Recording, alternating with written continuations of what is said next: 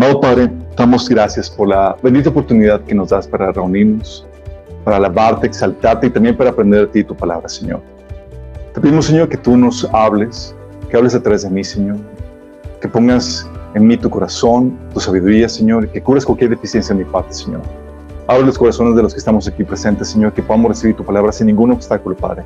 Quita cualquier interferencia espiritual, Señor, que el mensaje pueda ser bien recibido, Señor, que produzca en nuestras vidas el fruto que tú has deseado para nosotros. Te lo pedimos en el nombre de Jesús. Amén. Ok, esta es la sesión 2. La sesión 1, nada más haciendo un pequeño repaso, porque luego se me pierden. Platicamos acerca de cómo hay un balance entre la prosperidad y la pobreza en la Biblia. La Biblia habían platicado que sí enseña los principios que generan prosperidad, ¿se acuerdan? Porque modifican los hábitos de una persona que la hace económicamente valiosa. ¿Se acuerdan? La hace económicamente valiosa, pero también da la sabiduría con sus principios. Los principios de Dios para toda la cuestión de finanzas, de economía, de trabajo, sí da la Biblia acerca de eso. Pero había ciertas advertencias que tenemos que considerar y habíamos platicado. Habíamos platicado que la prosperidad solo se experimenta bajo ciertas circunstancias. ¿Se acuerdan? ¿Qué condicionantes eran los que aplicaban para poder experimentar la prosperidad económica? Uno, que aplique los principios que la Biblia enseña. Sí.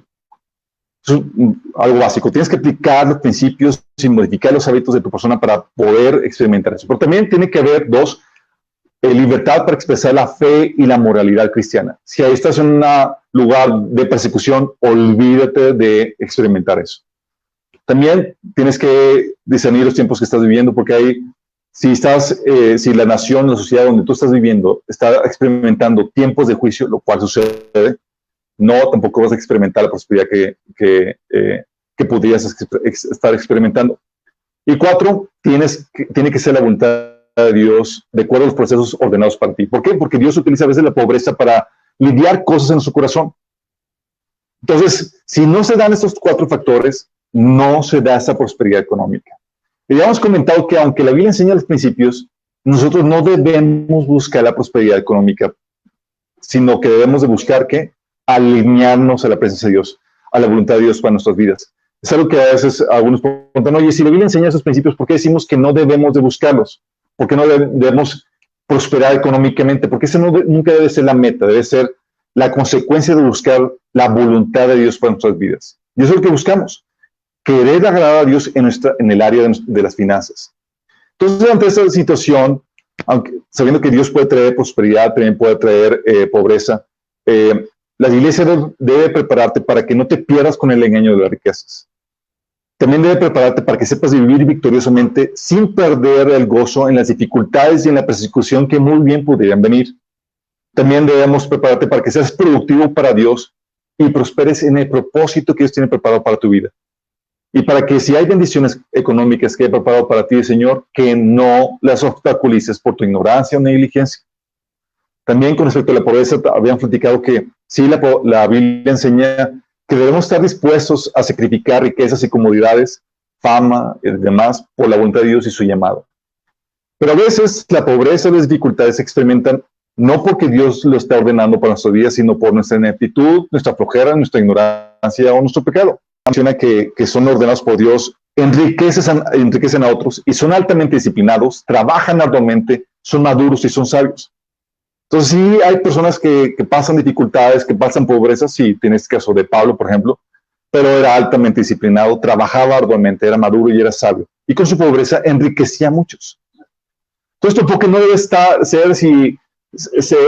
en si eres rico o pobre, sino en discernir y hacer con excelencia la voluntad de Dios para tu vida. Y 2, ser un buen mayordomo con los recursos que Dios te ha dado. ¿Sí? Entonces, un tema, y eso nos lleva al tema de hoy, que es el tema del Evangelio de la prosperidad. Saben, ese es un tema muy abusado el tema de las riquezas o el tema de las finanzas es un tema muy abusado por causa de la ignorancia que se da en la iglesia al respecto. Este tema, juntamente con el tema de la autoridad, es de los más abusados en la iglesia. Entonces, oye, ¿cuál tema sí son talones de Aquiles para la iglesia, el tema de autoridad, que se cometen muchos abusos por causa de la ignorancia, y el tema del dinero, de las finanzas, lamentablemente. Son los más abusados por causa de la ignorancia del pueblo de Dios. Como dice Oseas 4:6, mi pueblo perece por la falta de conocimiento. Sí. Y tenemos casos entre hermanos de abusos por ese tipo de ignorancia. Sí. Nos ha topado que porque creemos, o algunos cristianos que creen que porque somos cristianos ya queremos darnos entre nosotros todo gratis o con descuento. Sí. Recuerdo, había un hermano que le estaba manejando sus seguros, era dueño de una librería cristiana y me dice, hermano, es que aquí llegan, o sea, y todos quieren todo gratis. Y llegan pastores y demás, y me dice, oye, hermano, ¿y a mí qué me va a regalar? O sea, como que si fuéramos sociedad de beneficencia.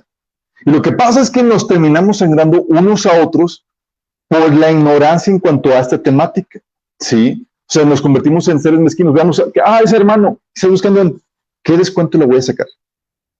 En vez de, déjame bendecirlo mejor con una mejor paga. Sí. Sale la noticia pecaminosa en ese sentido. O a veces pasa de que, casos entre hermanos, de que a veces somos muy irresponsables en la manera en que damos y ofrendamos. Recuerdo a un hermano que me decía, oye, Nato, o sea, el Señor me reprendió, me habló. Él menciona que tuvo una visión donde se le apareció un ángel y con una espada le estaba así amenazando, porque estaba en desobediencia. Y él le estaba enseñando, mostrando que cómo estaba mal usando las finanzas, porque en la iglesia ya es que a veces te incentivan a dar todo, hasta de más. Sí les ha tocado esas iglesias donde te dan así como que, órale, desbórdate. Entonces él, en su deseo de agradar a Dios y ya es que te ha acompañado con el deseo también de enriquecerse, ofrendaba todo lo que tenía. Entonces al final del culto se quedaba sin ni un 5. Entonces decía, pues ya no tengo ni siquiera para llevar a la familia a comer. Entonces, ¿qué hacemos? Pues vamos a la casa de mi mamá. Y van a la casa de su mamá para comer de gorra. Sí. O sea, irresponsables en cuanto a la manera en cómo manejan el dinero. Sí. Sí. O cristianos que viven endeudados. ¿Cuántos de aquí no les ha pasado eso? Yo viví 7 años en esa problemática por mi ignorancia en ese tema. Sí. 7 años. Curiosamente son 7 años el lapso de deuda en la Biblia antes de que se te haga libre. También, o cristianos que busquen enriquecerse y se desvían de la fe por amor a las riquezas. También te encuentras problemáticas de cristianos que, como habíamos comentado la vez pasada, que justifican su pobreza o la espiritualizan. O sea, cuando oye, hermano, tienes serias deficiencias en tus hábitos de trabajo y no te has capacitado como debe ser. Pero no, a veces lo espiritualizamos o lo justificamos, o simplemente son flojos, o no saben ser productivos, o no saben ser bien administrados. Son problemáticas, chicos, y todo tiene que ver con el dinero, y lamentablemente todo lo que se hace dentro del reino de Dios y todo lo que sucede dentro de tu vida involucra finanzas. Sí. Entonces por eso es un tema muy crucial. Pero tienes el caso de abusos por ignorancia, no solamente entre hermanos, sino también entre pastores. Predicadores que hacen llamados especiales para que des abundantemente, para que Dios te bendiga milagrosamente. ¿Cuánto nos ha tocado eso? ¿Cuánto no hemos dado con la esperanza de que tal vez nuestro matrimonio se arregle o Dios provea milagrosamente para esto o aquello? Y les había platicado la vez pasada mi experiencia con este predicador que fue a una de las iglesias a donde yo asistía de joven y que en sentido figurado saltó a la iglesia. Él prometía él decía que el secreto de la riqueza no te enseñaba que trabaja más arduamente, sé administrado, aprende los principios de finanzas, era la fórmula mágica de que ofrenda, estaba en la ofrenda. O sea, el diezmo Dios no te recompensa nada porque es un deber, pero si ofrendas, en eso está el secreto para la riqueza. Y él te platicaba testimonios de cómo consiguió una esposa hermosísima, una hermosa casa, porque lo que ofrendaba era lo que iba a recibir. Pues si esa era la ecuación, era muy sencilla, pues oye, al final estaban dando casas, carros y demás, y yo les he platicado que no tenía más que una plumita. Ahí voy con mi pluma. Hoy tengo muchas plumas, chicos. Big. Pero es obvio que no funciona así. Sí. Es lo que habíamos platicado, que nos enseñan a espiritualizar o tenemos una mentalidad mística donde pensamos que todo se va a dar así de forma mágica cuando Dios nos da principios muy claros en la cuestión de finanzas para que por tu arduo trabajo y tu empeño puedas prosperar económicamente. Tenemos el caso de, no sé si han escuchado el video de Ana Méndez que está en YouTube, sobre lo tenía que tocar, pero es famosillo, no sé si les ha tocado, donde pasa adelante a personas que vayan a ofrendar y buscaba columnas financieras de 500 o $1,000 para que si tú ofrendabas en esa cantidad te iba a poner Dios como columna financiera. Decía ella, cito, voy a orar por los príncipes. Luego voy a dar la oportunidad a que obedezcan a Dios como quieran. O sea, los príncipes los que van a dar grandes cantidades. Y luego los demás que obedezcan a Dios como quieran, los que dan cualquier otra cosa. Y luego dice, nunca más de esos $2. ¿Sí? Imagínate, ¿cómo se sentiría qué comentario Jesús daría? ¿Se acuerdan cuando la viuda dio sus moneditas de cobre? Dijo, ella dio más que todos. Pero acá te enseñan que no, o sea, das ahí tus cositas y es así de lo peor, es para sentirte vergüenza, o sea, no eres de los príncipes que dan más. Y luego dice, comentaba ella, y unos que dieron un salto al vacío y se quedaron sin nada. Y dice, ellos son pobres porque espiritualmente su tierra es árida, por eso no tienen finanzas, aparte de que Mamón les ha robado toda la vida, su tierra es árida. Cuando habla de Mamón está hablando del Dios de las finanzas, el Dios de las riquezas. Entonces imagínate, hablando acerca de eso, de que si te pasa mal, o sea, es porque estás mal espiritualmente. Pobre Pablo. Pero mucha gente lo compra, y lo compra por ignorancia de la Biblia. Es ahí como que, herejía, y nadie se indignaba. Todos aquí, ¿no? Cayendo bajo ese tipo de predicaciones. Tienes también caso, por ejemplo, de Benny Hinn, que dueños de carros de lujo, jet privados, que pide que donen, lo que les había comentado la pasada, $2.5 millones en 90 días para aliviar la deuda de su ministerio y cumplir el requisito de un donador anónimo. Salieron noticias eso. Imagínate. Obviamente, eso fue hace, ¿qué fue? 4 años.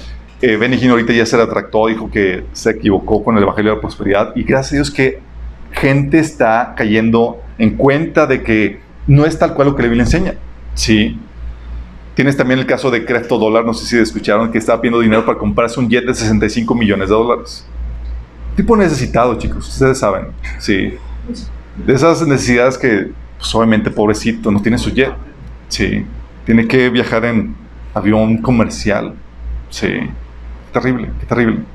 Tienes también el caso de Kenneth Copeland, sí, de Mike Murdoch, presumiendo que compró un jet privado en efectivo.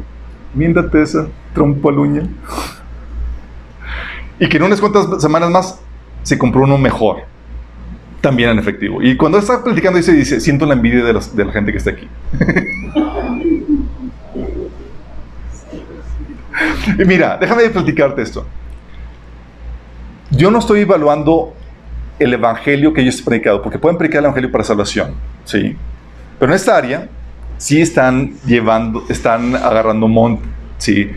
No estoy diciendo que todo lo que ellos predican está equivocado. Se tiene que evaluar cada predicación y cada tema que enseñan a la luz de las Escrituras, y no se puede generalizar todo. Pero en esas áreas dices, ay, sí, están ahí fallándole. O, por ejemplo, también tiene ese caso de Kenneth Copeland, si lo han escuchado. Él dice que la prosperidad es un requisito principal en el establecimiento de la voluntad de Dios. O sea, si no prosperas, estás fuera de la voluntad de Dios. Terrible, ¿no? Sentido de culpa. Y luego tú haciendo todo lo que tu parte y no prosperas, y pues, ¿qué estoy haciendo mal, Señor? Sí, y luego te salen con es que te falta más fe. O el caso de Paula White, que fue hace 3 años, estaba pidiendo una semilla de resurrección de $1,144 para la liberación de la muerte espiritual. Ella estaba diciendo, lo sacó de un versículo, no me acuerdo qué capítulo 11, versículo 44, dijo, es que aquí tienen que donar $1,144. Si donas eso, Dios va a traer liberación de la muerte espiritual en tu vida. Qué sencillo, ¿verdad? O sea, olvídate discipulado, olvídate enseñanza, nada más cáele. Te vas a ahorrar horas de estudio y demás, y de fatiga, de disciplina, de hábitos. ¡Qué maravilloso! Obviamente, mal. También tienes casos como los de la telefónica, el maratónica de enlace. Tienes una problemática, algo, oye, dónale y oran por ti para el milagro. ¿Alguien ha llamado, alguien ha hecho eso? Al final oramos por ustedes. No, todos hemos caído en eso. Pero eso pasa también con muchas iglesias en la localidad, chicos. Hay iglesias en la localidad que han construido sus iglesias, edificios enormes y más, y prosperaron así rápidamente con una iglesia. No voy a decir nombres porque luego se enojan. Pero salieron de una casita, y se fueron a un auditorio y todo demás, sí, pero rápido, unas cuantas cuestiones de meses y todos, y no, vas con milagro y la obra de Dios tremendo. Pero la verdad es que traían tanto predicador de prosperidad como se les ocurría, porque eran excelentes para poder ordeñar al pueblo y poder realizar eso. De hecho, tenía un amigo que asistía a una de esas iglesias, y me pasaba los CDs. Me dice, oye, acaba de venir este predicador, y me pasaba los CDs, y era una serie de CDs acerca de Jesús y las finanzas, y te platicaban ahí de cómo Jesús era rico. Sí, era rico. Tenía casa en la playa, su ropa era de mejor calidad, por eso se le peleaban y no quisieron romperla y demás. Y te sacan así versos fuera de contexto para hacerte ver que Jesús realmente no era pobre. O sea, la pobreza no es de Dios. Sí. Entonces, la forma en que puedes salir de la pobreza era dando así a desmedida a la iglesia. Entonces, este hermano que me pasaba los CDs decía, vivía endeudado, mal plan endeudado. Y la manera para salir de su deuda era ofrendando todavía más. Interesante, ¿no? Curiosa la lógica. Pero así pasa, chicos. Incluso te encuentras a pastores así como los que comenté, o de la localidad, o incluso de la farándula cristiana, donde sí piden ofrendas y demás, pero viven vidas de lujos. De hecho, Jesús Olivares tenía una predicación, una serie de falsos profetas, donde habla acerca de los ministros de la farándula cristiana que su meta no es realmente llevar el evangelio, sino que vivir una vida de placeres y de lujos. De hecho, una hermana me decía, una chica se acaba de convertir, y me dice, oye, mi papá y yo, porque eran una gente rica, dice, vamos a un lugar bien exclusivo y siempre nos topamos al pastor de tal iglesia. Órale. Dígame, decirte, no está mal que tú disfrutes lo que Dios te ha dado. La problemática es cuando lo que Dios te ha dado es solamente el evangelio. Si dices, oye, tengo un trabajo aparte, tengo otra cosa, sí, pero cuando miembros de tu iglesia están pasando necesidad y tú estás dando estos lujos, algo está mal. Sí. Luego tienes frases que se manejan en la iglesia de que, oye, el tamaño de tu semilla determina el tamaño de tu cosecha, y te lo abocan a que cosecha económica. ¿Cuánto quieres recibir de Dios? ¿Qué tanta prosperidad? Entonces, órale, de ese tamaño tiene que ser tu siembra. O la famosa frase de Malaquías, ¿le robará el hombre a Dios? ¿Traer los diezmos al alfolí? Recuerdo que acompañamos a una familia que sé que ya no iba a la iglesia a la que solían ir, porque guardaban registro de los diezmos que debía. Entonces ya tenía un cuentón, un saldo pendiente muy grande. Sí. Oye, los diezmos, todo eso. O la famosa frase de que siembra por tu milagro, o pacta por tu milagro. ¿Alguien les ha tocado? O con tu ofrenda pacta con Dios por tu visión, por tu petición. O la gente no prospera porque solo diezma, también tienen que ofrendar para prosperar. De hecho, hay hermanos de la localidad que han escrito libros incluso de que ¿por qué no prospera mi pueblo? Hay un libro que se titula así, Pastor de la Localidad. Y te hablan de esta mecánica, la fórmula mágica. ¿Quieres prosperar? Tienes que así dar la ofrenda. Qué padre si fuera todo eso así, chicos. Y creo que dentro de su mente, detrás así en su consciente, saben que algo no está bien con eso. Y efectivamente no está bien con eso. Pero pues somos encandilados con las promesas que nos dan. Oye, te ofrecen que tu deuda se va a cancelar, que saldrás de la pobreza y vas a prosperar, que vas a tener libertad financiera, que tus problemas se van a solucionar, que la sanidad que necesitas va a llegar, que la bendición de Dios se va a manifestar en tu economía. Y lo que encontramos es que los que enriquecen son ellos, curiosamente. ¿Sí les ha tocado? Estaba viendo en una publicación en internet los pastores más ricos y cuando sienten su fortuna, y es increíble, sí, es increíble. Obviamente hay algunos que combinan el evangelio con otros negocios aparte y demás, pero son raros eso. Pat Robertson es el que sí combina la aplicación del evangelio con sus negocios de editoriales y demás. Pero tienes, por ejemplo, Kenneth Copeland, $760 millones. Eso fue de hace 4 años. Pat Robertson, $100 millones. Benny Hinn, $42 millones. Joel Austin, $40 millones. Kev Dollar, $27 millones. Billy Graham, $25 millones. Rick Warren, $25 millones. Bishop T.D. Jakes, $18 millones. Juanita Bynum, $10 millones. Joyce Meyer, $8 millones. John Hagee, $5 millones. Paula White, $5 millones. Eddie Long, $5 millones. Noel Jones, $5 millones. Louis Franklin, $3 millones. El más fregado.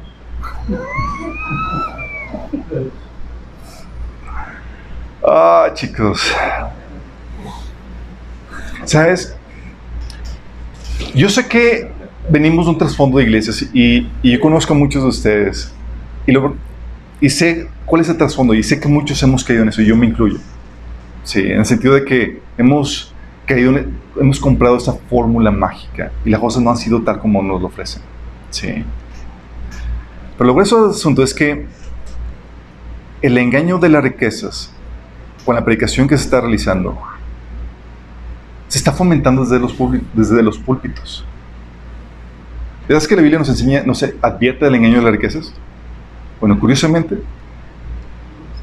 se fomenta desde los púlpitos. Es lo que se conoce como el Evangelio de la Prosperidad.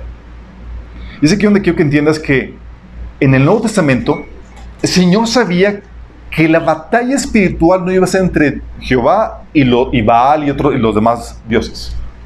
No iba a ser eso, chicos. No sé, como que Dios y otros ídolos. Que la hay, ¿sí? Pero la batalla principal y la batalla campal iba a ser entre dos señores. Entre Dios y las riquezas. Esa va a ser la campaña principal en el pueblo de Dios. Y el pueblo de Dios no iba a ser como que, oye, ¿adoramos a Baal o adoramos a Jesús? No iba a ser eso, chicos. ¿Sí? Ya no íbamos a tener problemas con la idolatría en ese sentido tradicional. La problemática ahora iba a ser la idolatría en el corazón que no se ve. Y que muy bien se puede disfrazar de algo cristiano. En el Antiguo Testamento, Dios competía con Baal y los otros ídolos. Y tú puedes ver el Antiguo Testamento, era lucha tras lucha. Era, pueblo idólatra. No podían estar fieles con el Señor un poquito de tiempo porque ya terminaban apartándose. En el Nuevo Testamento, Dios compite principalmente contra el dinero en el corazón del hombre. Dios utiliza la verdad y el dinero utiliza el engaño. Por eso todo lo que tenga que ver con poner al dinero por encima siempre conlleva un engaño. Mateo 6:24 dice: nadie puede servir a dos señores, pues menospreciará a uno y amará al otro, o querrá mucho a uno y despreciará al otro. No se puede servir a la vez a Dios y a las riquezas. O sea, el Señor te está diciendo, solamente puedes escoger a uno, solamente a uno. Entonces, Señor, pues micha. Y el Señor te dice: ¿te acuerdas lo que pasó con Enrico? Y Satanás sabía que los cristianos rechazarían la idolatría en forma de deidades paganas e imágenes pseudocristianas. ¿Pero qué tal el dinero? ¿El dinero más sutil? ¿O no? Lo puedes adoptar como ídolo con mayor facilidad. Por eso Pablo tuvo que aclarar ese punto en Efesios 5:5. ¿Se acuerdan? Dice: pueden estar seguros que ninguna persona inmoral, impura o avara heredará el reino de Cristo y de Dios. Y lo dice: pues el avaro es un idólatra que adora las cosas de este mundo. Entonces, tú lo tuvo que aclarar. Dice: oye, pues yo no soy idólatra. No, pero eres avaro. Entonces, ¿qué dices? Por concerniente, eres idólatra. Pero de ese tipo de idolatría que tú puedes pasar como cristiano sin ninguna problemática, pero adentro estás adorando las cosas de este mundo. Y te ven y no te ven con tu altar a tal ídolo, no, pero adoras al dinero. Y Satanás quiere engañarte con las riquezas. Sí. Las riquezas que conllevan un engaño que el enemigo quiere utilizar. Mateo 13:22 dice: el que fue sembrado entre espinos, ese es el que oye la palabra, pero el afán de este siglo y el engaño de las riquezas ahogan la palabra y se hace infructuosa. Fíjate cómo menciona que dice que el engaño de las riquezas. ¿En qué consiste este engaño, chicos? Hay varios engaños que conllevan las riquezas. Uno, el engaño es que quiere, con el que quiere seducirte el enemigo, es que quiere hacerte creer que es el propósito o la razón de la vida, el tener riquezas. Que sea el enfoque, que la prosperidad y la riqueza sea la prioridad y el enfoque de tu vida. ¿Y cuántas personas no conoces dentro de la iglesia que su enfoque es ser ricos? Si ese es el enfoque, han caído en el engaño. Sí. Cuando lo vuelves en el enfoque y en lugar de que sea la consecuencia de buscar la voluntad de Dios para tu vida, sabes que caíste en ese engaño. Dice la Biblia en Lucas 12:15: la vida del hombre no consiste en la abundancia de los bienes que posee, pero para muchos sí consiste en: oye, si no estás ganando dinero, estás mal. Y el Señor dice: no, la vida no consiste en eso. No se trata de qué tanto acumulas. Jesús te lo advirtió. También el engaño de que el éxito se mide en base a qué tantos recursos económicos tienes. Compras con eso la definición de éxito que el mundo maneja en vez de la de Dios. ¿Se acuerdan que la definición del mundo es diferente a la definición de éxito de Dios? Es lo que tienes ¿te acuerdas de la parábola de Jesús del hombre rico? Que dijo: oye, voy a destruir los graneros, voy a hacer unos más grandes y voy a decir en mi alma: relájate y disfruta de lo que tienes por muchos años. Y el Señor le dice: necio, van a venir por tu alma esta noche. En Lucas 12:21 dice: así le sucede al que acumula para sí mismo riquezas, en vez de ser rico delante de Dios. En vez de ser rico delante de Dios. O sea, era un loser. Juan 12:16 te dice que pues el mundo solo ofrece un intenso deseo por el placer físico, un deseo insaciable por todo lo que vemos, la avaricia, y el orgullo de nuestros logros y pasiones. Lo que la gente normalmente busca, chicos. ¿O no? Y lo dice aquí: nada de eso proviene del Padre, sino que viene del mundo. Óytela. Y cuando leen esto a algunos cristianos, que vienen en Juan 2, del 15 al 16, dice: pues entonces, ¿ya para qué vivo? Pues era la meta de todo lo que tenía. Y se quedan choqueados.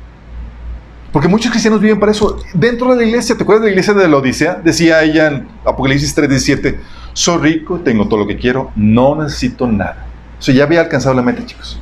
El Señor, ¿qué le respondió? Eres un pobre, ciego, desnudo y miserable. ¡Órale! ¿Por qué? Porque es el otro engaño, chicos.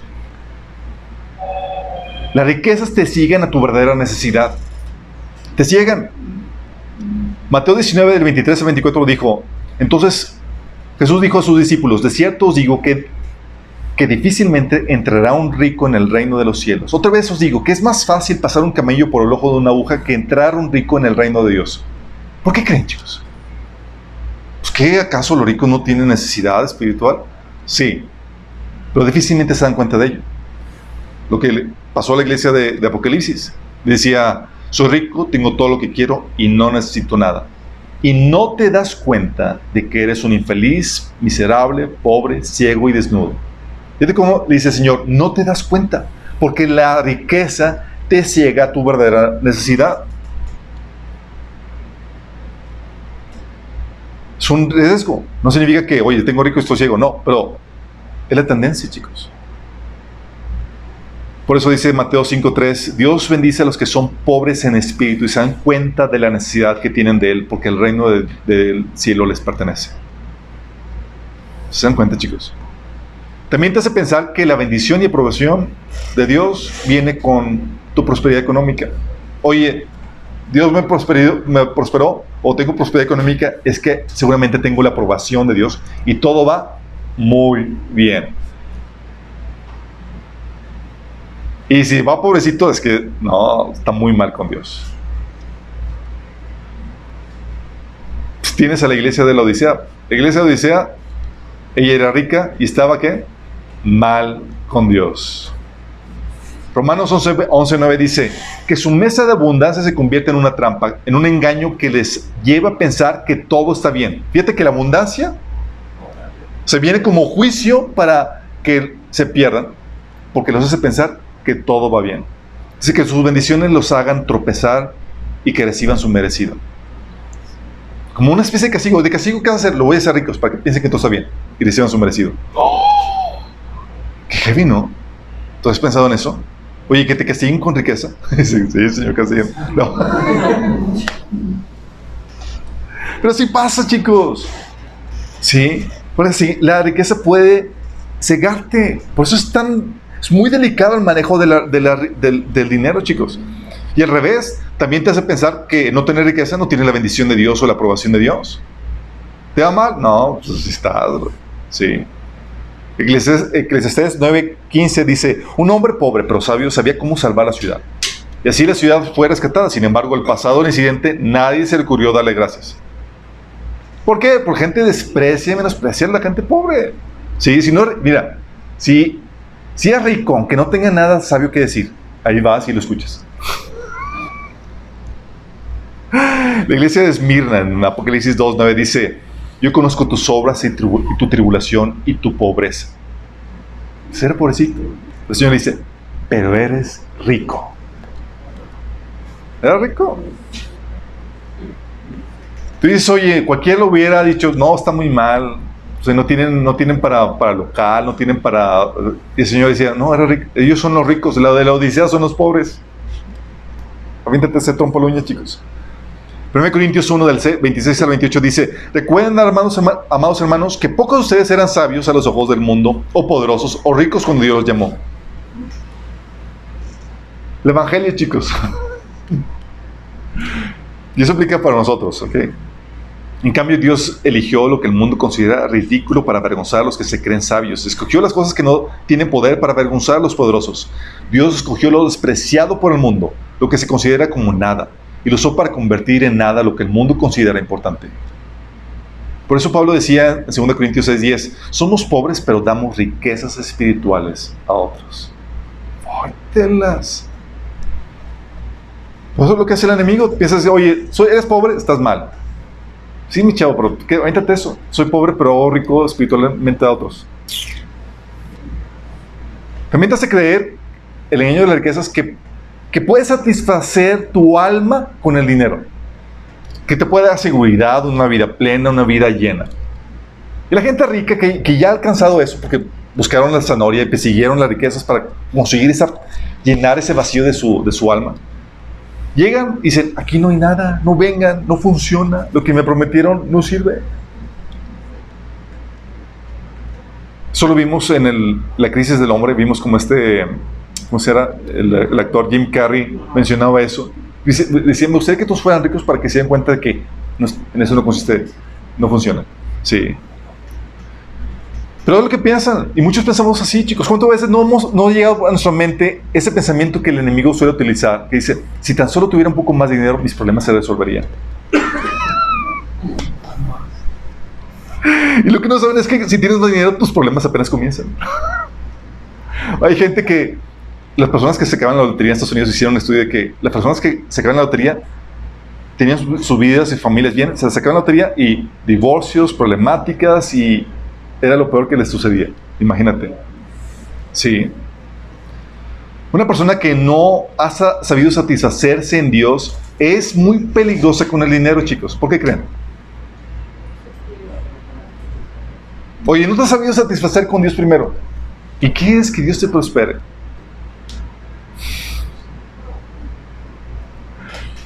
Sí, porque si buscas satisfacerte con el dinero o con lo que sea, vas a abusar de eso. El cristiano maduro sabe que su relación con Dios es lo único que necesita para ser pleno, ser feliz. 1 Timoteo 6:17 dice, enseñen a los ricos de este mundo que no sean orgullosos ni confíen en su dinero, el cual es tan inestable. ¿Por qué? Porque no da seguridad, chicos. Al contrario, estás con más preocupación. Dice, deberían depositar su confianza en Dios, quien nos da en abundancia todo lo que necesitamos para que lo disfrutemos. 1 Juan 2:15 dice, no amen este mundo ni las cosas que les ofrece, porque cuando aman al mundo, no tienen el amor del Padre que está en ustedes. ¿Por qué? Cuando el amor del Padre no está en ti, no te está satisfaciendo, ¿con qué vas a buscar satisfacerte? Con el mundo. Y terminas amando aquello que utilizas para satisfacer tu vacío emocional.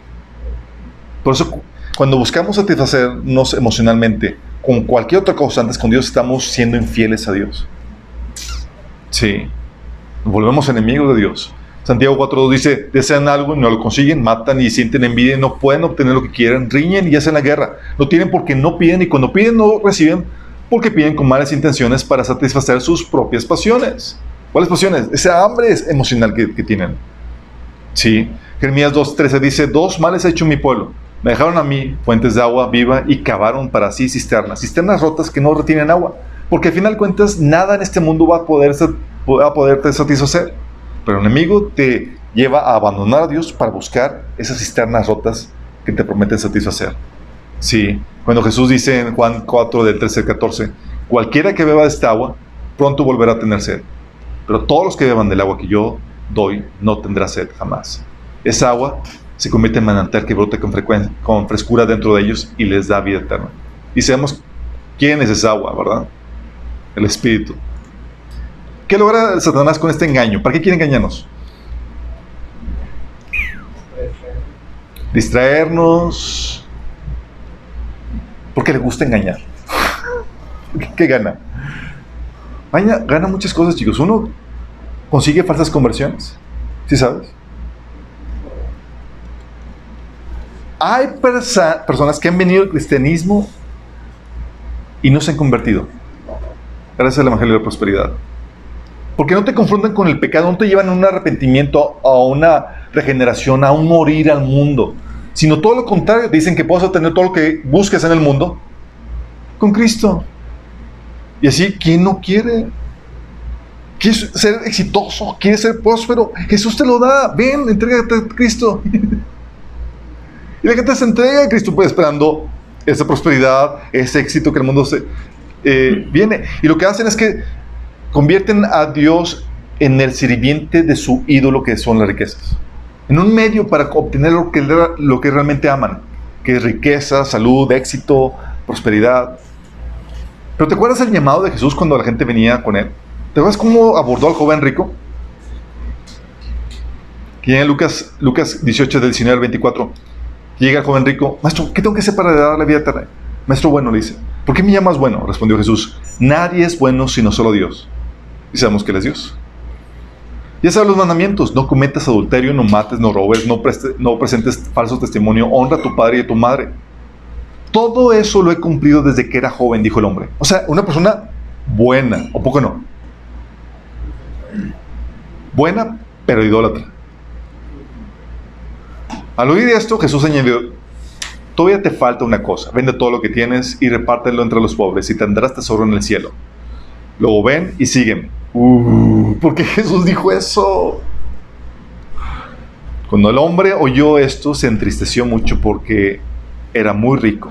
Al verlo tan afligido, Jesús comentó, qué difícil es para los ricos entrar en el reino de Dios. Pues oye, ¿por qué Jesús no le dijo, oye, bueno, está bien, vende la mitad o ofrenda la mitad y se te va a multiplicar tu riqueza todavía más? ¿Qué tal? Hacemos buen... No, le dijo, hey, vende todo. ¿Por qué? Porque sabía que el problema de su corazón era un problema de idolatría. Era una persona avara que amaba al dinero más que a Dios. Y Dios no compite, chicos. Dios es una persona que huele ídolos en tu corazón y se va tras tu ídolo. Y dice, dámelo. Y dice, no, Señor. Y tu ídolo puede ser cualquier cosa que ames más que Dios, chicos. Pero aquí el Señor lo que hace, dice, tienes que estar dispuesto a renunciar a eso. Porque la oferta que el Señor hace, chicos, nosotros seguimos al Señor no porque nos prometió ser ricos en ese tiempo, chicos. Y mucha gente lo sigue por eso. ¿Por qué seguimos al Señor? Porque nos gusta la mala vida. Pablo decía en Hechos 13:22 a los cristianos animándolos: es necesario que atraviesen muchas tribulaciones, que a través de muchas tribulaciones entremos en el reino de Dios. ¿Por qué seguimos? Lo seguimos porque hemos entendido que éramos reos camino a la muerte eterna y el Señor nos compró y nos rescató de la muerte eterna. Ya no somos de nosotros mismos, tenemos dueño, tenemos Señor. Y lo seguimos por gratitud de que nos rescató de esa destrucción eterna. Y no solamente nos rescató, nos ha prometido gloria, honra, inmortalidad si seguimos fiel a Él. ¿Verdad?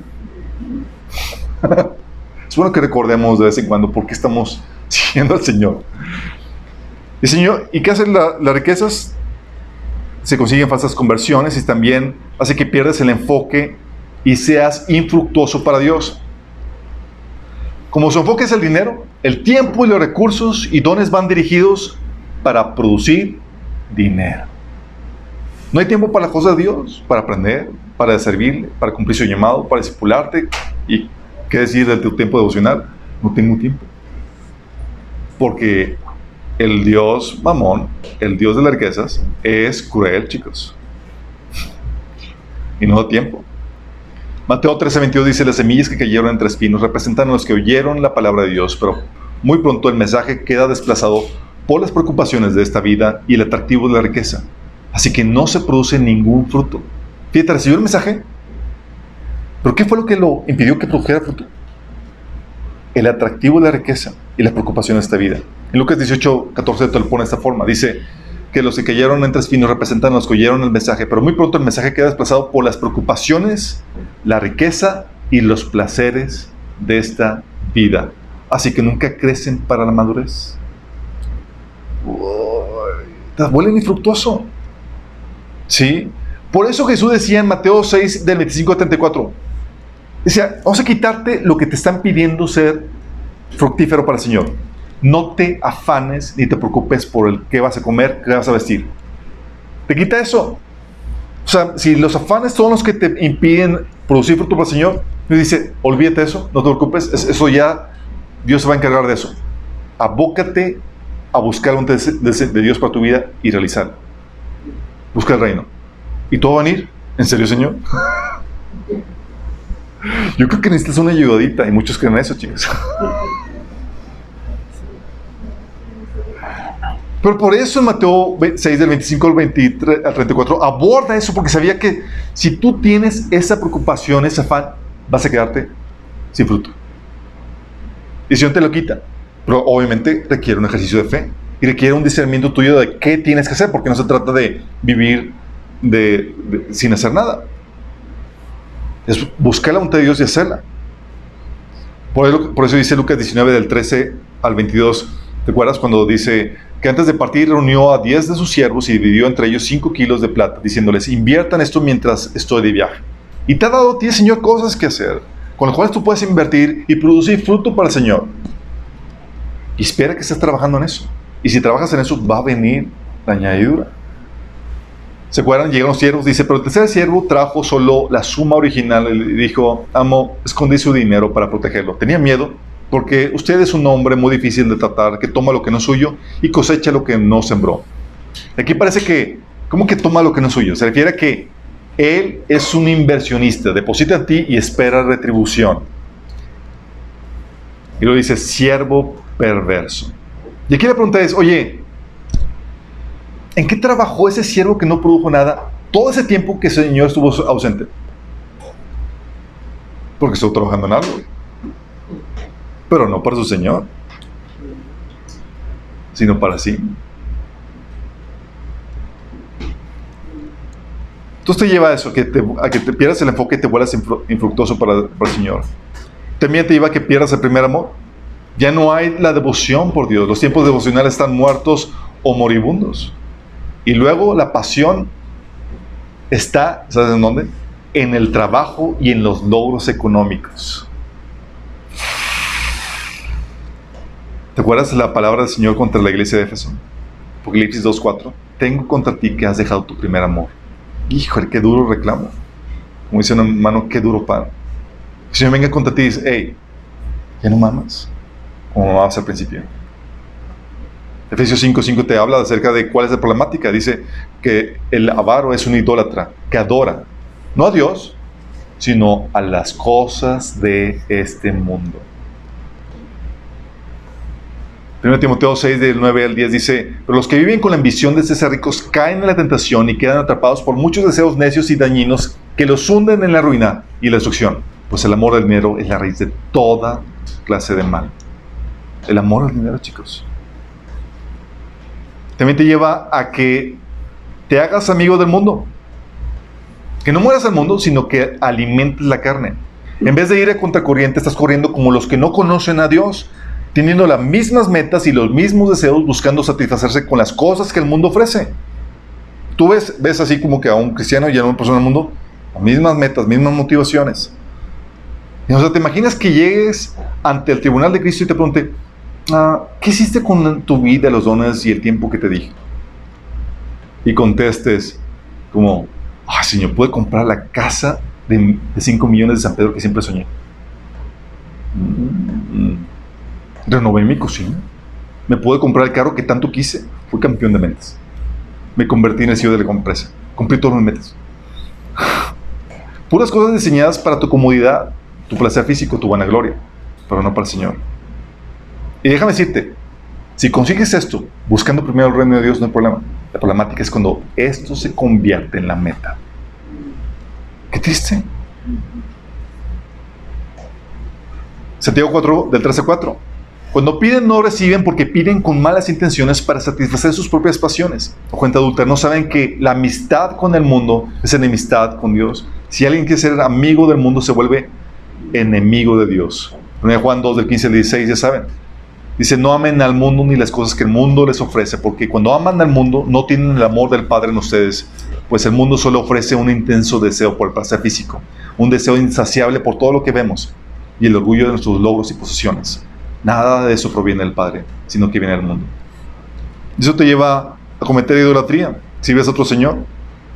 Cuando lo anterior sucede, aunque te digas cristiano y vayas a la iglesia, ya no sirves al Señor, sino al dinero. ¿Te imaginas?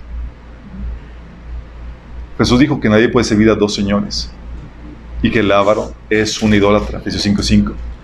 Y eso te lleva a que despiertes a celos a Dios. Y algo que no te gustaría hacer es hacer eso, despertar a celos de Dios. Dice 1 Corintios 10:22, ¿qué? ¿Acaso nos atrevemos a despertar los celos del Señor? ¿Piensas que somos más fuertes que Él? ¿Por qué? Porque cuando despiertas celos del Señor, viene pau divino. Sí. Santiago 4:5 dice, ¿o piensas que las Escrituras dicen, mano, el Espíritu que Él ha hecho morar a nosotros nos anhela celosamente? Por algo dice la Biblia que Dios es un Dios fuerte y celoso. Pero eso nos da aliento y nos anima porque sabe que ese celo es por amor a nosotros, nos desea, nos codicia, y dices, wow, o sea, tanto me ama que me cela, tanto te ama que busca que Él sea lo principal en tu corazón. Entonces despiertas celos con el Señor. También te causa muchos dolores, ruina y destrucción. El amor al dinero, que es idolatría, trae desorden en tu vida, chicos. Sacrificas no solo a Dios, sino a tu familia, a empleados en el altar de tu ídolo, que es obtener más riqueza. Por eso tenemos hijos con padres ausentes. ¿Les ha tocado? ¿En qué están los padres abocados? En la riqueza. ¿Sí? Y no porque tengan que trabajar para sobrevivir, chicos. Que hay casos, oye, si no trabajo, mi familia no come y estoy ausente porque está en el nivel de supervivencia y se respeta eso. Pero hay gente que se desvive y trabaja para mantener su posición social y los privilegios y los lujos en vez de invertir su vida en sus hijos. Caen en la tentación, como dice en 1 Timoteo 6, del 9 al 10. Caen en la tentación y quedan atrapados por muchos deseos necios y dañinos que los hunden en la ruina y la destrucción. Se han causado muchas heridas dolorosas. Y eso te lleva también a que te desvíes de la fe. Hermano, ustedes conocen a los que tengo en Facebook, que hay gente que chatea y que me critique, que me... Sí, ¿conocen alguno en particular de ahí, verdad? Bueno, hay hermanos, chicos, para los que no sepan, algunos de ellos eran cristianos, líderes de alabanza incluso, compositores de rolas, así que se cantan actualmente en iglesias, pero que se apartaron de Dios, resentidos porque no recibieron la prosperidad que les prometieron. ¡Qué fuerte! O sea, te prometieron la prosperidad y resulta que nunca llegó. Y le culpas a Dios y la problemática es de Dios. Chico, yo nunca te dije eso. Ellos te lo dijeron. Otros distorsionan el evangelio con enseñanzas que se acomodan a esa avaricia que hay en su corazón. Entonces siguen en la iglesia pero distorsionadas en su corazón. Y otros de plano terminan vendiendo su alma al diablo para obtener riquezas que Dios no les dio. Como el caso de Katy Perry, era hija de pastor, quería ser famosa, exitosa, Dios no se lo dio. Dije, pues vamos con quien sí me lo da. Y vendió su alma al diablo. 1 Timoteo 6:10, el amor al dinero es la raíz de toda clase de mal. Y algunos en su intenso deseo por el dinero se han desviado de la fe verdadera. Eso sucede, chicos. Qué delicado todo esto, ¿no? También hace que te mantengas en ignorancia todo este engaño del enemigo. ¿Por qué? Porque se sobresimplifica la fórmula para generar riquezas. Te enseñan a ti que la forma de ser rico es ofrendando, cuando es mucho más complicado que de eso. Mucho más complicado. Va a implicar cambiar hábitos, aplicar principios de trabajo, disciplina, ahorro, inversión. Y dices, ay, tan complicado. Sí, es muy complicado, chicos. Pero nos enseñan a simplificar las cosas. Y caemos en ese misticismo que nos embota la cabeza, que nos quita la sabiduría. Pero, Proverbios 3, del 13 al 15, dice, dichosos los que hayan sabiduría al que quiere inteligencia, porque ella es más provechosa que la plata y rinde más ganancia que el oro. Es más valiosa que las piedras preciosas. Ni lo más deseable se le puede comparar. Pero cuando te enseñan esa fórmula mágica, quedas en total ignorancia, porque lo único que necesitas para prosperar es esa ofrenda mágica.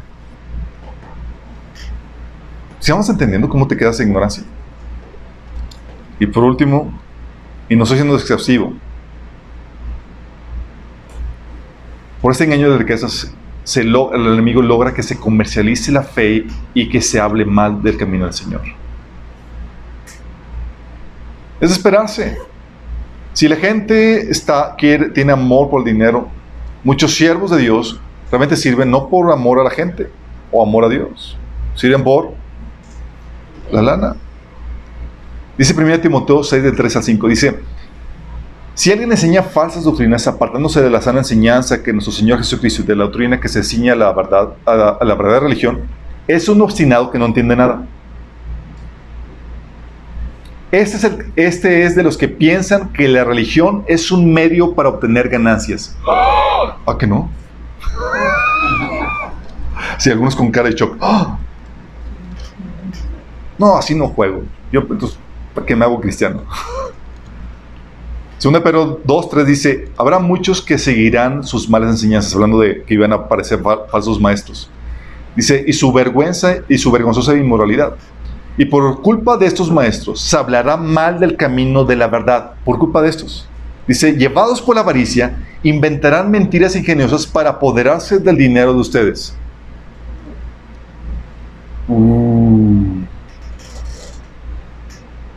¿Son peligrosos o no las riquezas, chicos?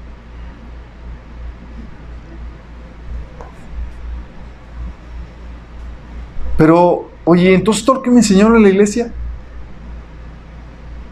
Oye, que trae los diezmos al alfolí para que haya abundancia y probadme en esto. ¿Qué onda con eso? ¿O te acuerdas que Dios promete bendición y prosperidad en Deuteronomio 28? Si obedezco esta prosperidad, estas bendiciones van a venir sobre mi vida. O dad y se os dará, medida rebosada, ajustada, aumentada. Entonces, ¿qué onda con eso? ¿Sí promete Dios eso o no? ¿Qué onda? O el tamaño de tu semilla determina el tamaño de tu cosecha, tanto que se predica en las iglesias, que viene en 2 Corintios 9. O deseo que el pasaje de Juan, o sea, no sabrán muchos versículos de las epístolas de Juan, pero sí, deseo que prosperes en todo, así como prospera tu alma. Sí. O el pasaje que dice que Jesús se hizo pobre para que nosotros fuéramos ricos. ¿Qué onda con esos? O el ofrenda y pacta por tu milagro. ¿Qué onda con eso, chicos? Tres los dimos a la folí. Malaquías 3 del 10 al 11 dice: traer todos los diezmos a la folí y hay alimento en mi casa. Probadme ahora, en esto dice Jehová de los ejércitos, si no abriré las ventanas de los cielos y derramaré sobre vosotros bendición hasta que sobreabunde. Reprenderé también por vosotros al devorador y no os destruirá el fruto de la tierra, ni vuestra vid en el campo será estéril, dice Jehová de los ejércitos. Problema. Lo que no te dicen cuando citan este versículo es que era el pago merecido, el diezmo, a los sacerdotes por el servicio que hacen en el templo. Números 18, 21 habla de que el diezmo es para los levitas que servían en el diezmo. Y era su justo pago servicio. Dice 1 Corintios 9, del 13 al 14, que dice, ¿no se dan cuenta que los que trabajan en el templo obtienen sus alimentos de las ofrendas que llevan al templo? O sea, estos diezmos. Y los que sirven en el altar reciben una porción de lo que se ofrece como sacrificio. Está aplicando el principio de justicia, de que hoy si hay un servicio, es necesario que se compense con una atribución. ¿Pero qué crees? Ya no hay templo, chicos.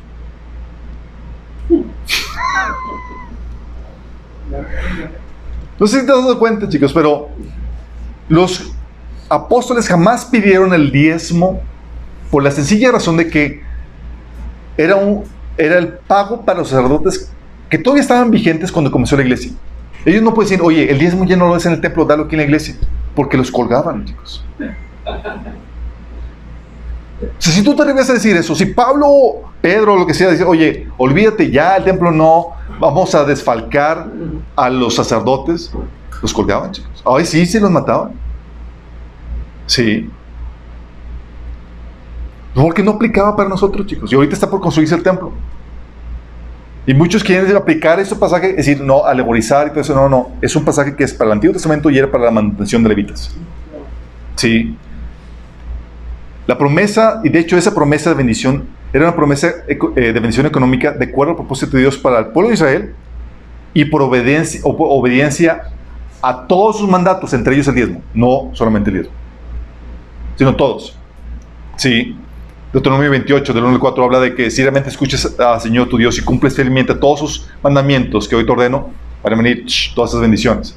O sea, no solamente era el diezmo, no era una ocasión, era una situación donde el pueblo estaba viviendo en obediencia, en temor al Señor, pero les faltaba ese detalle. Sí. Entonces no aplica el traer los diezmos a la folía, tú no puedes utilizar eso. Y hay gente que dice, hay pastores que dicen, ¿qué prefieres? ¿El diezmo del Antiguo Testamento o entregar todo, como dicen en el Nuevo Testamento? Ni siquiera.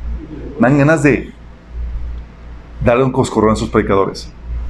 Porque en el Nuevo Testamento lo que se pide es una ofrenda, y una ofrenda voluntaria. Sí. En Hechos dice que daban todo lo que tenían. No daban todo lo que tenían, chicos. O guardaban todavía su propiedad. No era la abolición de propiedad, ni se exigía que dieran todo. Sino que cada quien daba conforme a ellos, conforme cada quien decidía en su corazón, como dicen en 2 Corintios 9. Oye, pero entonces, ¿qué onda con eso de que Dios promete bendición y prosperidad? La promesa de esta bendición era para el pueblo de Israel por su propósito, chicos, su destino como una nación. Y eso lo vimos cuando vimos el tema de escatología, la diferencia entre el pueblo de Israel y el pueblo de Dios. La iglesia, mejor dicho. ¿Significa que esto no aplica para cristianos? Para los cristianos no están aseguradas para nosotros en la era presente, sino en la que sigue. Sorry, mi chavo. A diferencia al pueblo de Israel se le mandaba a ser obedientes para obtener la bendición material física manifiesta para ser la joya de Dios entre las naciones. A nosotros, en cambio, se nos ordena permanecer fieles en las dificultades para obtener la promesa del reino y vivir en bendición en medio de la tribulación. Pablo decía, a ustedes no solamente se le ha concedido el privilegio de creer en Cristo, sino el privilegio de sufrir por Él. La iglesia de Israel son dos entes diferentes, chicos. Israel, ¿cuál era el llamado de Israel? ¿Se acuerdan? Israel tenía como llamado ser una nación con un gobierno y una religión obediente a la ley de Dios, chicos. Esto crea una situación idónea para prosperar, pues en esa sociedad que respeta y promueve la moral y los principios de Dios, uno de los requisitos para experimentar la prosperidad. Por eso la promesa de Dios era para ellos en ese sentido. Dice Deuteronomio 26, del 18 al 19. El Señor ha declarado que hoy tú eres su pueblo, su tesoro especial, tal como lo prometió, y que debes obedecer todos sus mandatos. Si lo haces, Él te pondrá por encima de todas las naciones que creó. Entonces recibirás alabanza, honra y fama. Serás una nación santa para el Señor tu Dios, tal como lo prometió. Jeremías 13:11 dice: porque así como el cinturón se ajusta en la cintura del hombre, así procuré que todo el pueblo de Israel y toda la tribu de Judá se ajustaran a mí, afirma el Señor, para que fueran mi pueblo y mi renombre, mi honor y mi gloria. Pero no obedecieron. O sea, Dios quería levantar y prosperar a Israel por su obediencia, para que la gente volteara a ver y dice: ¿qué onda con esto? ¿Quién es tu Dios? ¿Por qué estás logrando esto? Porque el llamado del pueblo de Israel era construirse como una nación con un gobierno teocrático, chicos. ¿Y ese es el llamado de la iglesia? ¿Cuál es el llamado de la iglesia?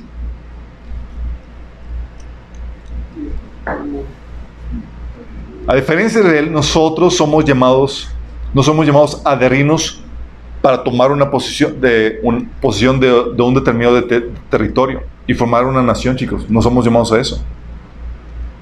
Ni siquiera establecer una religión monolítica o teocrática. Al contrario, somos llamados a dispersarnos por todas las naciones para ser testigos de Jesús y su mensaje. Nos dijo Jesús: ¿y por qué? Somos llamados a dispersarnos por todas las naciones para ser testigos de Jesús y de su mensaje, mientras que soportamos la oposición de este mundo. Jesús dijo que el mundo los odia, ¿por qué? Porque les ha dado tu verdad, dice el Señor Jesús. Y mientras que vivimos como extranjeros, como dice 1 Pedro 1:17, y mientras que guardamos la venida de nuestro Señor. O sea, un llamado muy diferente al pueblo de Israel, chicos. Por eso Hechos 14:22 dice Pablo y Bernabé animaban a los creyentes a continuar la fe y les recordaba que era necesario sufrir muchas privaciones para entrar al reino de Dios. Un mensaje completamente antitético al pueblo de Israel. Pueblo de Israel: obedeces, vas a prosperar y todo te va a ir bien. En el Nuevo Testamento, si quieres vivir una vida piadosamente en obediencia, se te promete persecución. Romanos 8, del 35 al 37, por eso dice Pablo: ¿será que Él ya no nos ama si tenemos problemas o aflicciones, o si somos perseguidos, o pasamos hambre, o estamos en la miseria, o en peligro, o bajo amenaza de muerte? Tú escuchas esto y dices: ¿cómo, Pablo? ¿Cómo que problemas o aflicciones? ¿Cómo que perseguidos? ¿O si pasamos hambre, o en la miseria? ¿De qué estás hablando, Pablo? Y fíjate, Pablo está haciendo una pregunta retórica, porque esto es lo que estaban pasando los cristianos. Dice, como dicen las Escrituras: por tu causa nos matan cada día, nos tratan como ovejas en el matadero. Claro que no. A pesar de todas estas cosas, nuestra vida es absoluta por medio de Cristo, quien nos amó. Y como hemos comentado, chicos, la prosperidad del cristiano depende de que, uno, haya libertad y justicia para los cristianos. Que no esté la nación en tiempos de juicio. Que sea el propósito de Dios para tu vida y que aplique los principios de Dios. Si alguno de esos no lo aplicas, no va a funcionar. Oye, ¿y qué onda con el dad y se os dará? ¿Alguien lo ha utilizado, chicos? Lucas 6:38. Dad y se os dará. Medida buena, apretada, remecida, rebosando, darán en vuestro regazo. Ahí está. Si doy, me van a dar más. Ups.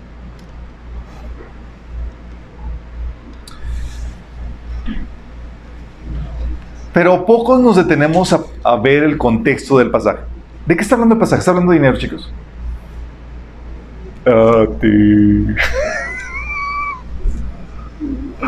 ¿Sabes de qué está hablando? Está hablando de la misericordia y la compasión que das a tu prójimo. ¿No es de dinero? Lucas 33, del 37 al 38 dice: No juzguen y no se les juzgará. No condenen y no se les condenará. Perdonen y se les perdonará. Den y se les dará. Se les echará en el regazo una medida llena, apretada, sacudida y desbordante. Porque con la medida que midan a otros se les medirá a ustedes. Entonces, ¿no es de dinero? No. Está hablando de la misericordia y compasión que das a tu prójimo. Como dice Mateo 18, del 32 al 35. Dice, entonces el Señor llamó a su siervo malvado. Le increpó, te perdoné toda aquella duda porque me lo suplicaste. ¿No debías tú también haberte compadecido de tu compañero, así como yo me compadecí de ti? Y enojado, su señor lo entregó a los carceleros para que lo torturaran hasta que pagara todo lo que debía. Así también mi Padre Celestial los tratará a ustedes, a menos que cada uno perdone de corazón a su hermano. O sea, en la medida que tratas a tu prójimo, se te va a tratar a ti. Entonces no es de dinero, chicos. Telas. Oye, bueno, ¿y el tamaño de tu semilla que determina tu cosecha?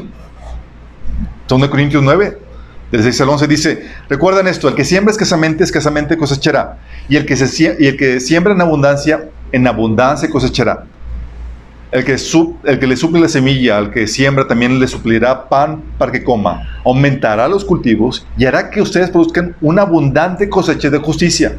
Ustedes serán enriquecidos en todo sentido para que en toda ocasión puedan ser generosos y para que por medio de nosotros la generosidad de ustedes resulte en acción de gracias a Dios. Ahí está, va a ser enriquecido, va a ser prosperado.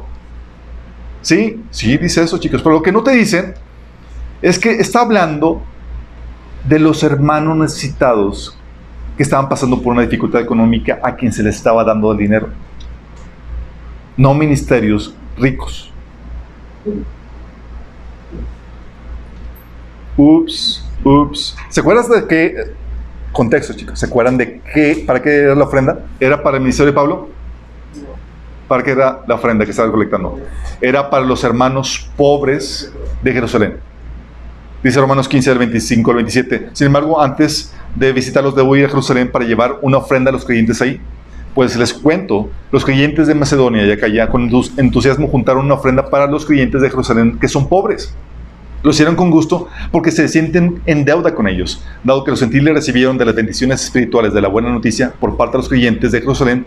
Sienten que lo menos que pueden hacer por ellos a cambio es ayudarlos económicamente. 2 Corintios 8, 14 dice, ahora ustedes tienen abundancia y pueden ayudar a los necesitados. Era una colecta, chicos, donde era no para dar a los ministerios grandiosos y opulentes. Llegaba el dinero y era, pasen los hermanos necesitados. Y les daban la ayuda.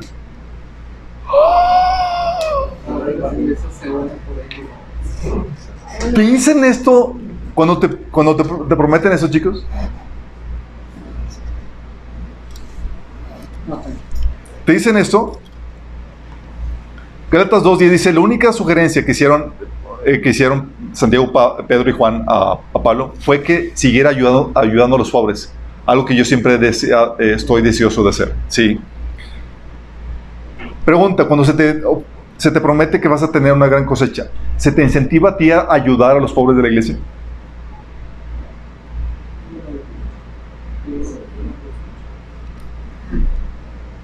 Al contrario, se te incentiva a que des a ministerios que muchas veces son muy pudientes. Y ahí no aplica la promesa, chicos. De hecho, la promesa que Pablo está diciendo que va a venir porque estás ayudando, la provisión porque estás ayudando a los pobres, se basa en Proverbios, que dice que el que da dinero a los pobres, presta a Dios y Él se los devolverá. ¿Está aplicando el mismo principio, chicos? Entonces no son a los ricachones, No, chicos. Entonces, ¿no eran ministerios, pastores o líderes de la iglesia? No. La Biblia enseña en otros pasajes eso, pero no son muy utilizados porque no viene acompañado con una promesa de prosperidad. Al parecer, los cristianos carnales se sienten más apelados a dar por avaricia que por justicia, más apelados a dar por la riqueza material que pudieran recibir que por la espiritual que ya recibieron. Fíjate lo que dice Pablo con respecto a el ofrendar a los ministerios. 1 Corintios 9, del 4 al 12 dice: ¿acaso no tenemos derecho de hospedarnos con ustedes y compartir sus comidas? Porque en la Biblia menciona que una forma de pagar al siervo de Dios es simplemente con comida. Dice Jesús: cuando vayan, coman lo que se le ponga enfrente, porque el obrero es digno de su salario. Señor, ¿cuál va a ser el salario? Lo que pongan enfrente para que comas. Dice: no tenemos derecho a llevar con nosotros a una esposa creyente como lo hacen los demás apóstoles y los hermanos del Señor, como lo hace Pedro. O Bernabé y yo somos los únicos que tenemos que trabajar para sostenernos. ¿Qué soldado tiene que pagar sus propios gastos? ¿Qué agricultor planta un viñedo y no tiene derecho a comer de su fruto? ¿O qué pastor cuida de su rebaño de ovejas y no se le permite beber un poco de leche? ¿Expreso meramente una opinión humana o dice la ley lo mismo? Porque la ley de Moisés dice: no pongas bozal al buey para impedir que coma mientras que trilla el grano. ¿Acaso pensaba Dios únicamente en bueyes cuando dijo esto?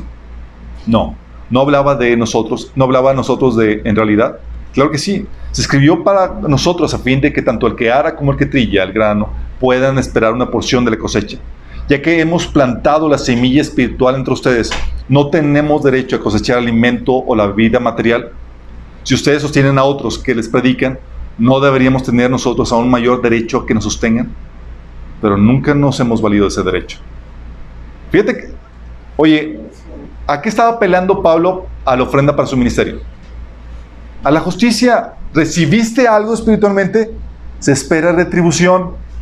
Pero no va acompañado de prosperidad, chicos. No te está diciendo: si ofrendas en mi ministerio, Dios te va a hacer rico. Está diciendo: ya recibiste riqueza espiritual, se espera que retribuyas. Pero este mensaje no pela. Mejor me voy al otro, fuera de contexto, en donde es una ofrenda para los pobres, en donde sí hay una promesa de prosperidad.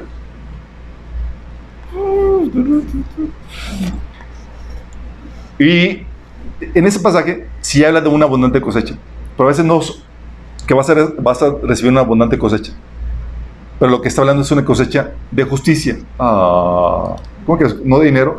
Dice es una abundante cosecha de justicia, la cual es recompensada cuando viene Jesús.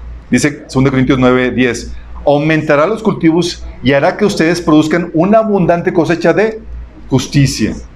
No, yo quiero una de dinero. La cual es recompensada cuando el Señor viene. Sí, dice Gálatas 6, 9: no nos cansemos de hacer bien, porque a su debido tiempo cosecharemos si no nos damos por vencido. Sí. Y dice Lucas 14, 14: entonces serán dichosos porque aunque ellos no tienen con qué recompensarles, serán recompensados en la resurrección de los justos. Por eso dice Hebreos 10, del 35 al 36: por tanto, no desechen la firme confianza que tienen en el Señor. Tengan presente la gran recompensa que les traerá.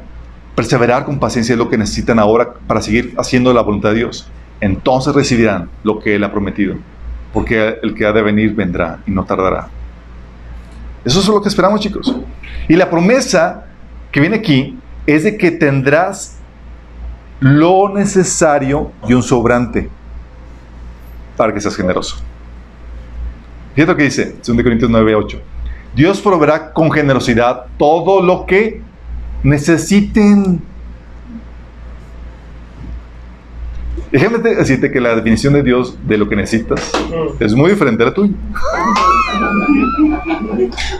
Yo necesito vacaciones, necesito un carro nuevo, necesito... Señor, dice: Dios proveerá con generosidad todo lo que necesiten. Entonces siempre tendrán todo lo necesario. Y habrá bastante de sobra para compartir a otros. O sea, dice lo necesario y de sobra. Así como, ¿qué le llamas de sobra? Pues mira, dice... ¿A qué le llamo lo necesario? 1 Timoteo 6, 8 dice: así que teniendo sustento y abrigo, estemos contentos con eso. Ay, Pablo, te fuiste muy abajo.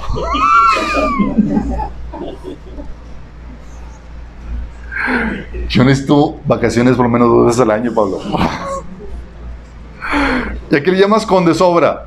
Lucas 3, 11 dice: el que tiene 2 camisas debe compartir con el que no tiene ninguna. Se sobra. Eso lo complicaba Juan el Bautista. Dice, el que tiene comida debe hacer lo mismo.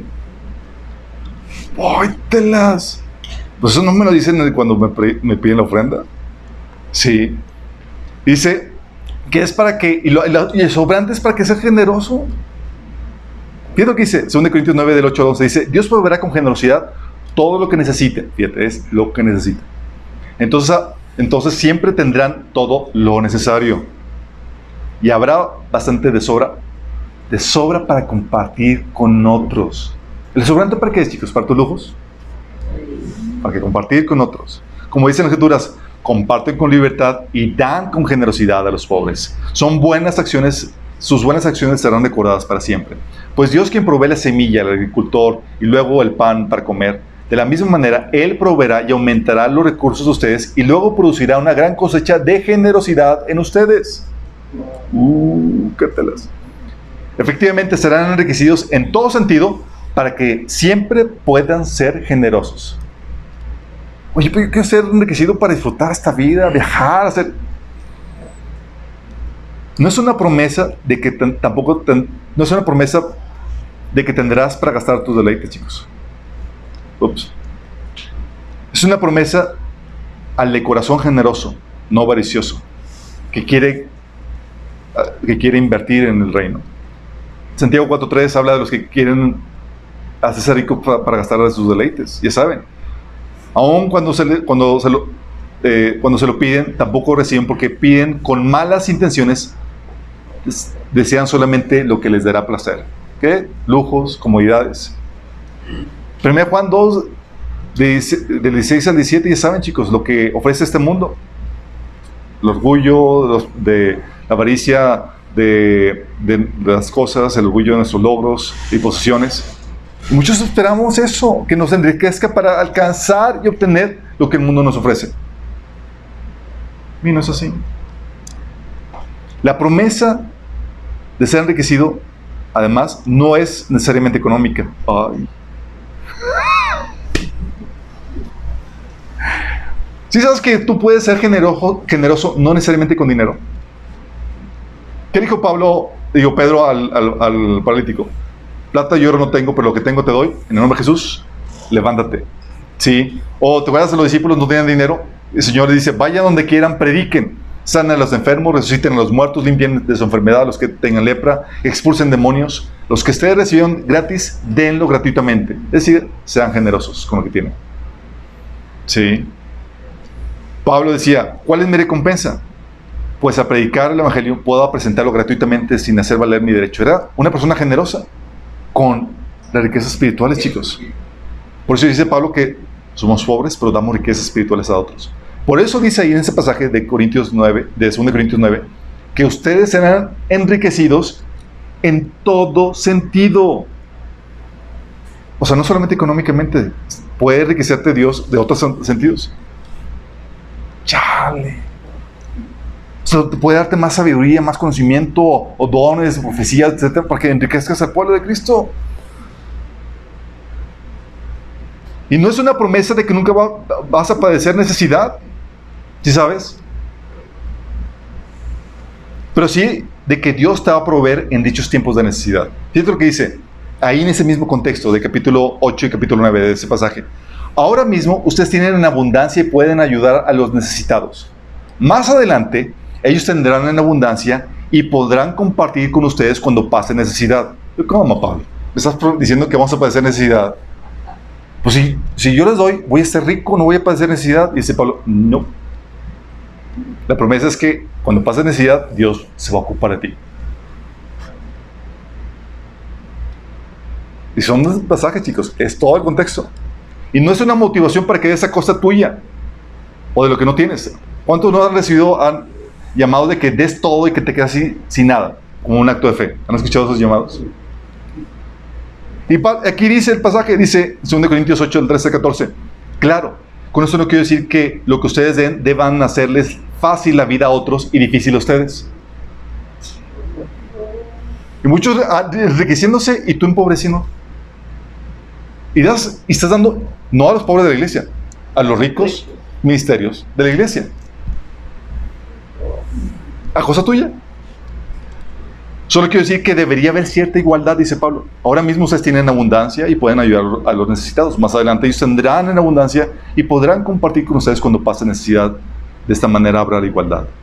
Y Pablo dice, den según lo que tienen, no según lo que no tienen. Porque hay ministerios que incluso dicen que des y que te endeudes incluso para dar. Si algo no es tuyo, no puedes darlo. Oye, voy a dar mi casa, ¿es tuya? No, la estoy pagando. No la des. Oye, voy a en la iglesia aceptan tarjeta de crédito. No pagues con tarjeta de crédito. No es tuyo. Oye, entonces, ¿qué onda con el pasaje de que deseo que seas prosperado en todo? Ese Juan que dijo que desea que seas prosperado en todas las cosas, así como prospera tu alma, también escribió que no ames las cosas de este mundo.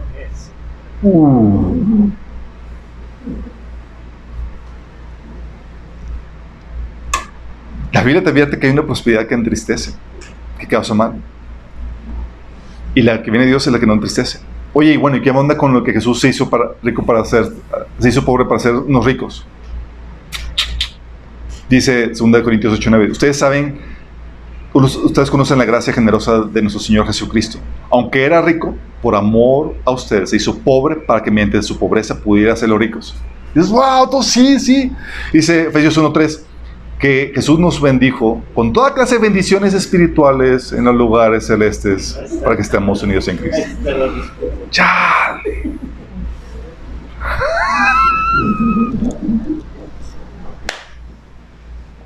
Entonces, espirituales, sí, espirituales, pero es rico. Y los vamos a cobrar cuando sea la verdadera vida, chicos. Sí, o sea, la Nueva Jerusalén está en ese mundo espiritual y va a aparecerse físicamente, y tu riqueza y todo, tu estatus y todo eso. Oye, bueno, ¿y qué onda con la ofrenda o el pactar por mi milagro que tanto enseñan también? Porque muchos te invitan a ofrendar por tu milagro, a pactar por tu milagro. ¿A quién lo ha hecho? No levante la mano.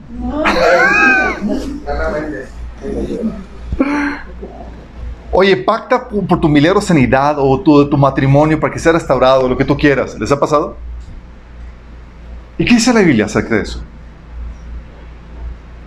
¿Se acuerdan cuando alguien quiso comprar el regalo de Dios? ¿Se acuerdan de Simón? Hechos 8:20. Pedro le dijo, que tu dinero perece contigo, le contestó Pedro, porque intentaste comprar el don de Dios con dinero. ¿Y acaso los milagros que esperas no son don de Dios? Sí. Cualquier milagro que esperes, Dios no te cobra nada por eso. Y si te lo cobran, cuidado. Mandato que Dios le dio a sus siervos es: de gracia recibiste, de gracia da. No solamente caes en este tipo de engaños, sino que te deja en total ignorancia, porque si quieres restaurar tu matrimonio no vas a lograrlo pactando, vas a lograrlo adquiriendo sabiduría, disciplinándote, cambiándote a la imagen de Cristo. Entonces, todo lo que nos enseñamos está mal. No todo, hay cosas que puedas rescatar.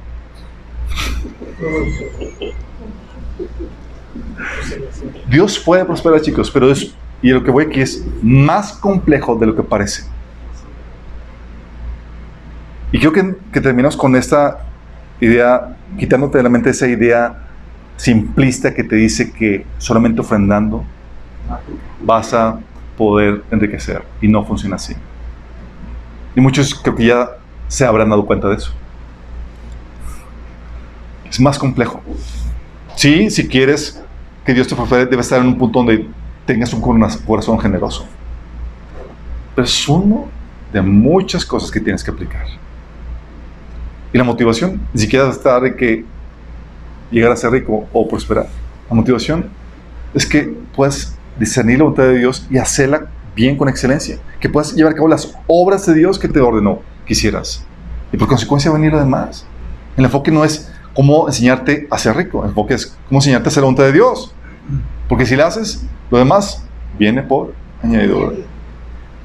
Y vamos a darte sabiduría para eso. Vamos a darte sabiduría para que cuando vengan riquezas o venga la provisión, sepas cómo hacer uso bien de lo que el Señor te da. ¿Tenemos con una oración, chicos? Gracias. Amado Padre, te damos tantas gracias, Señor, porque tú nos das sabiduría, Señor, y nos ayudas a entender lo que en tu palabra tienes preparado para nosotros, Señor, en el tema de las riquezas, en el tema de las finanzas, Padre. Gracias, Señor, porque tu palabra esclarece, Señor, cuál es la verdad en ese tema, Señor. Cómo, Señor, podemos ser libres del engaño, Señor. Gracias porque tu palabra es muy clara, Señor. Señor, no permites que caigamos en el engaño que a veces se predica desde el púlpito, Padre. Señor, queremos manejar las riquezas de tal forma que te honre, Señor. Y queremos que se quite cualquier obstáculo para que tu bendición económica llegue a nuestras vidas, Señor. En lo que buscamos hacer lo más importante, que es tu voluntad. En lo que hacemos lo más importante, que es someternos a ti y a tu gobierno, Señor. No queremos perder el enfoque, no queremos caer en el engaño de las riquezas, aunque a veces estas se incentiven, Señor, desde los púlpitos. Ayúdanos, Señor, en esto. Te lo pedimos en el nombre de Jesús.